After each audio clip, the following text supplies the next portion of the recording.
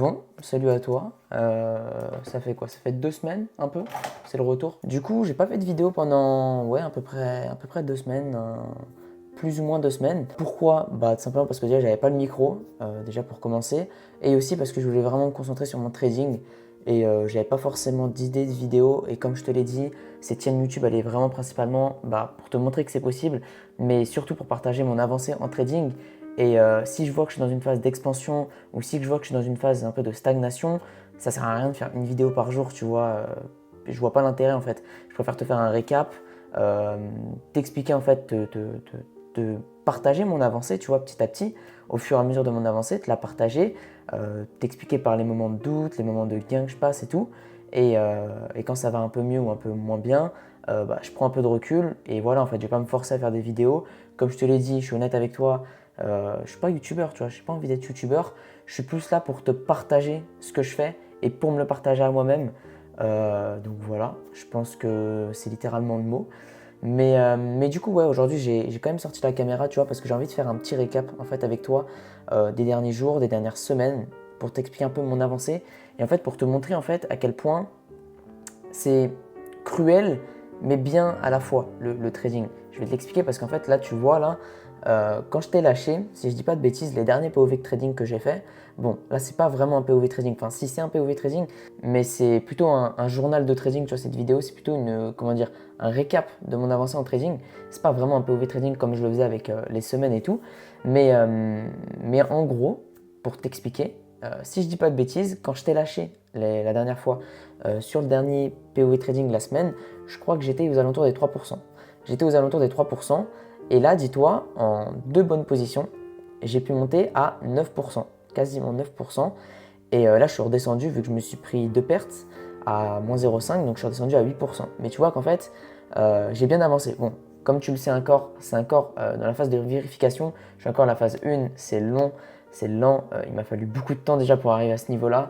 Mais c'est surtout en fait pour t'expliquer, pour te montrer à quel point vraiment un ou deux trades, un ou deux bons trades d'affilée, et ben en fait tu vois à quel point tu peux step up d'un coup, tu vois. Genre si tu me suis un peu, tu as très, très bien dû voir que bah, mon compte il stagnait depuis septembre. Et là depuis vraiment, comme je t'ai dit, ça fait vraiment 2 semaines. Là on est le 27, tu vois, le 27 mai, là où c'est que je tourne cette vidéo. Bah dis-toi, la semaine dernière, j'ai pu prendre 4 R et la semaine encore d'avant, 3 R. Donc tu vois, au final, c'était 2 bonnes semaines d'affilée. Hier, j'ai pu prendre deux pertes à moins 0,5. Bon, un peu moins, donc voilà, et avec un peu de FOMO hier, mais on va y revenir. Mais tu vois en fait à quel point ça peut aller vite et à quel point l'importance de ne pas lâcher, de continuer, de toujours retravailler sur ton trading, sur les choses qui ne vont pas. Mais après, je suis d'accord avec toi, c'est compliqué de savoir qu'est-ce qui va et qu'est-ce qui ne va pas. C'est compliqué pour moi, je pense que c'est compliqué pour toi, c'est compliqué un peu pour tout le monde, tu vois. Déterminer en fait dans ton trading ce qui marche et ce qui ne marche pas, c'est pas évident. Bon, tu peux le faire avec ton Excel et tout, mais c'est pas évident, tu vois. Donc voilà, en fait, je pense que je vais te montrer directement mes résultats, te faire un petit récap, et voilà, ça sera tout pour cette vidéo. Donc je pense qu'on peut passer directement sur les graphiques.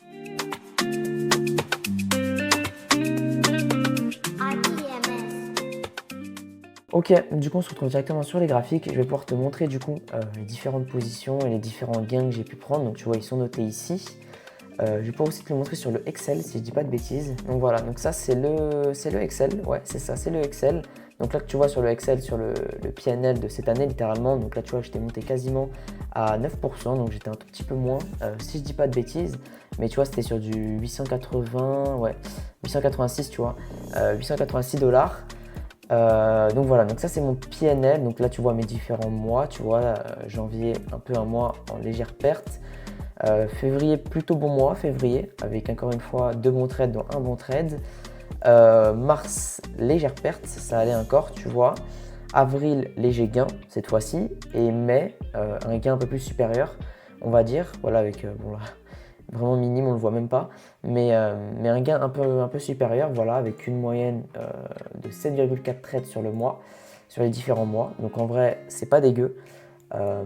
C'est pas dégueu. Donc là, tu vois ma courbe depuis le début d'année, donc je suis à 8%. C'est plutôt pas mal en vrai, tu vois, mais encore une fois, c'est juste pour te montrer aussi cette vidéo à quel point bah, ça peut aller vite et à quel point en 2 semaines, tu peux vraiment prendre. Enfin, c'est tes résultats, ta strat, tu vois. Mais littéralement, tu peux avoir une série de gains comme une série de pertes, mais quand tu as cette série de gains et si tu gagnes plus que tes pertes, en général, tu peux aller vite. Bon, j'ai même pas validé la phase 1, je suis encore personne pour te parler, je suis honnête avec toi. Mais au moins, je te le montre et je te le montre que, tu vois, j'ai su pas lâcher et ça fait plaisir. Au moins, tu vois, ça commence à payer.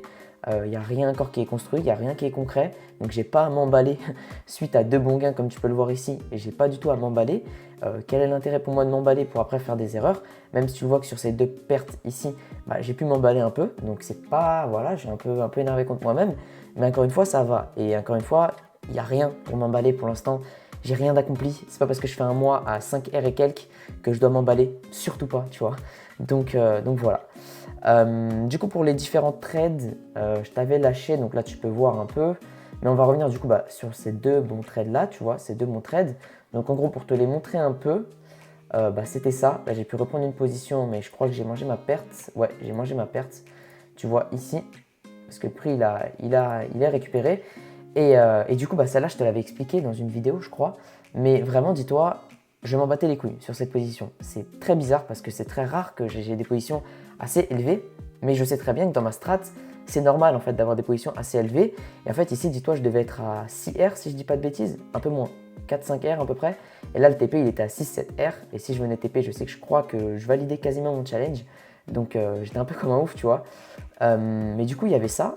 Et ben en fait, j'ai très stop, c'était le lendemain, tu vois, parce que boum, boum, boum, j'ai vu qu'on commençait à voilà, littéralement.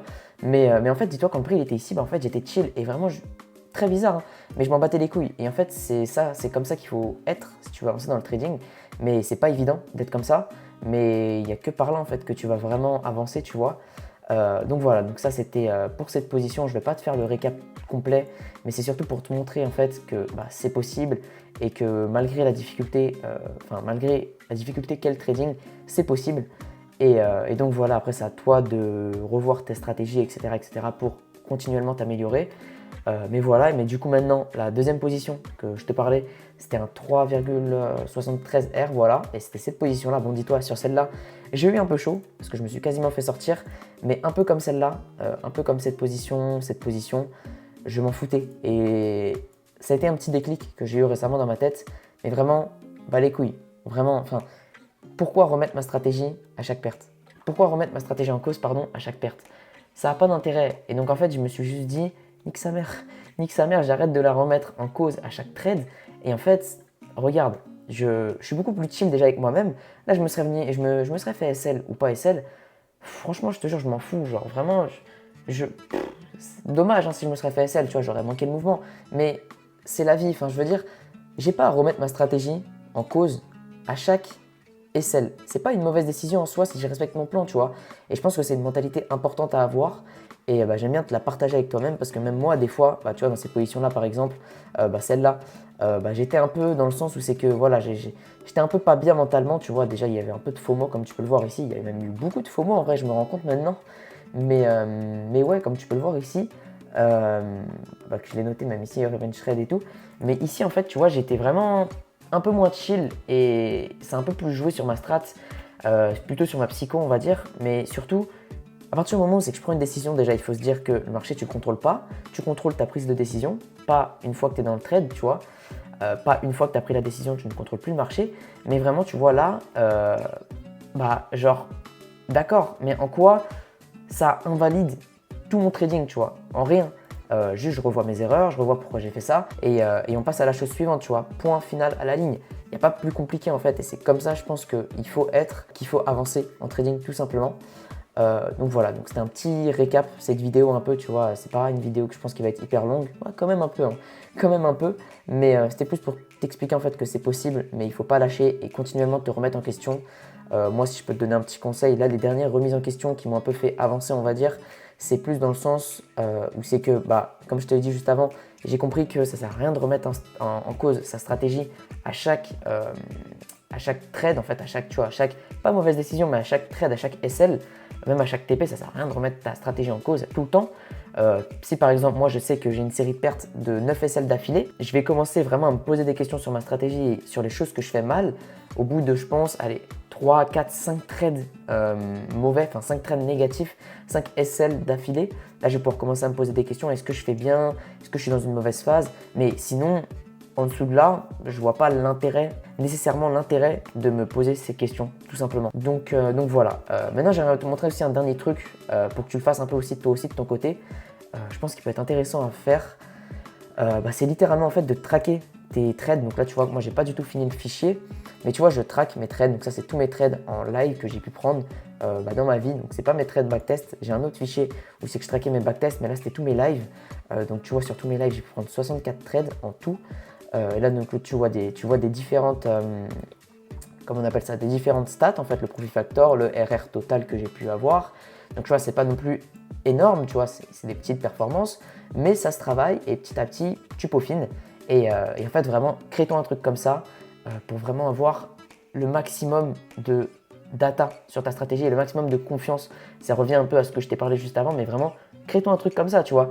Tu mets ton drawdown max que tu as eu, ta moyenne de trades par mois, ton win rate, ta perf moyenne, ton nombre de trades swing, et après tu peux rentrer dans des trucs un peu plus techniques, comme tu peux le voir ici, donc c'est un peu plus technique.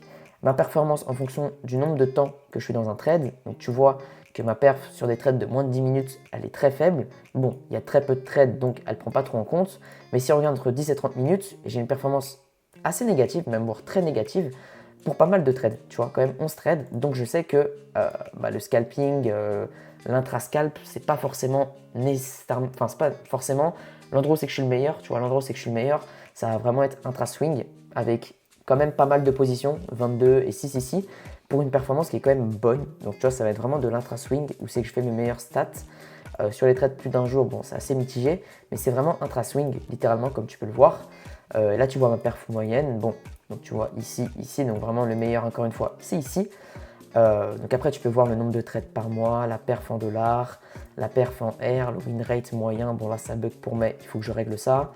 Ma perf, mon nombre de trades, mon win rate, ma perf en dollars et en R en fonction du jour de la semaine, en fonction des sessions, du nombre d'étoiles. Donc ça va être mon setup, la façon dont je vais le noter. Un setup 1 étoile, 2 étoiles, 3, 4, 5. Voilà. La confiance que j'ai décrite au début du trade. Donc tu vois, en général, quand j'ai une confiance qui est très faible, je ne prends pas de trade. C'est assez logique, encore une fois.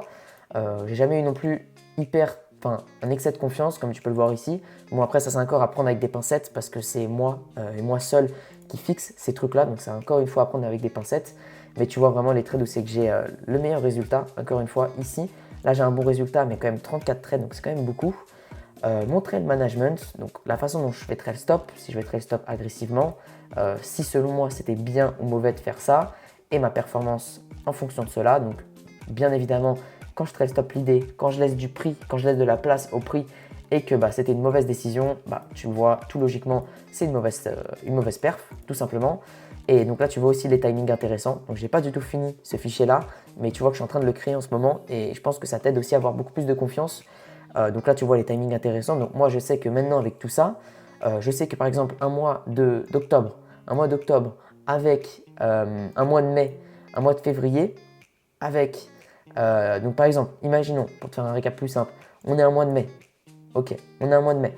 On est un mercredi, tu vois. On est un mercredi ou même un jeudi. Il y a aussi des bonnes stats, des bonnes stats avec un win rate quand même assez élevé. Donc on est un jeudi ou un mercredi où c'est que j'ai vraiment mes meilleures strats, enfin mes meilleures stats, pardon. On est un mercredi, on est en mai, on est dans les timings de 16h-17h où c'est que j'ai mes meilleurs résultats. Et j'ai tout ça, j'ai un setup qui va être un setup 4 étoiles, j'ai une confiance entre 8 et 10. Et en fait, tout ça, ça fait que je vais avoir beaucoup plus de confiance à rentrer dans mon trade. Et voilà, en fait, je pense que ça peut être que bénéfique. Donc, je t'invite vraiment à le faire aussi de ton côté, un fichier comme ça. Et donc là, tu peux voir en fait, toutes les formules que j'ai pu rentrer pour avoir ces résultats. Donc là, tu les vois en haut, littéralement, tu vois.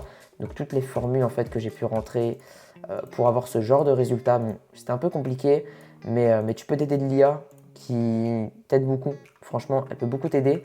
Mais je t'avoue que c'était pas hyper évident. Mais après, dès que tu comprends un peu comment fonctionne Excel, t'inquiète pas que ça va beaucoup plus vite. Donc voilà. Là, tu as à peu près toutes les formules. Vraiment, le plus compliqué à calculer, ça va être vraiment ton expectancy par trade, si je le dis bien. Mais ça va être cette formule-là.